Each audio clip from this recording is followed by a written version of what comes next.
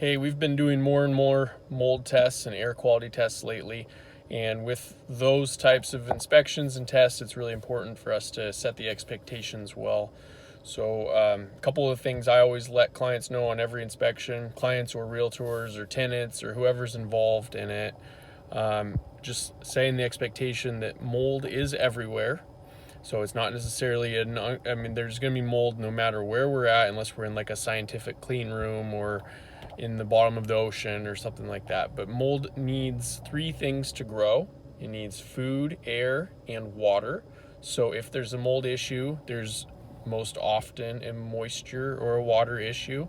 And what we're going to do is we're going to collect air samples outside, we're going to take a few inside, and then the lab's going to compare those air samples, and they'll let us know if there's elevated levels of mold based on their thresholds. And if there is elevated levels, then we'll know there's some steps that a remediation company is going to want to take to do some cleanup or address the moisture issue.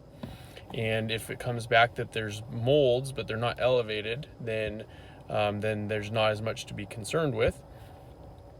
And yeah, that's basically the big thing, is just reminding them that mold's everywhere. So when they get the report, it'll come back and it'll say either elevated or not elevated, and then it'll have listed out what kinds of molds were found.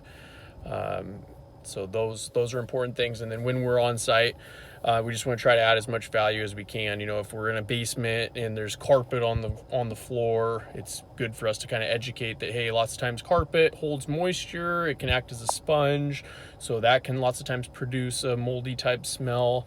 And then also just paying attention to anything that might be causing a high water or high moisture area. Also a great time to pull out the infrared camera while the pump's running and just look around and see if we see anything that we could add value to the client or the homeowner by educating them on what's going on.